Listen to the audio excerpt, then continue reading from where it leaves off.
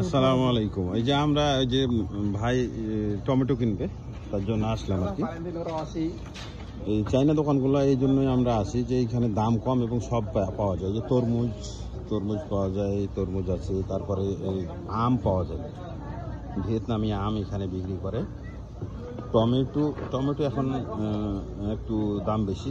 500 গ্রামের দাম হচ্ছে, 500 গ্রাম টমেটোর দাম হলো 4,000 যে টমেটো, তাজা তাজা টমেটো পাওয়া যায়। এটা যেন কি ফল বলে, বেরি না কি যেন ফল, সব আছে। বেগুন, শসা, এই যে ক্যাপসিকাম, কাঁচামরিচ, কাঁচা রসুন এবং হচ্ছে সব কিছু। কি নিলেন?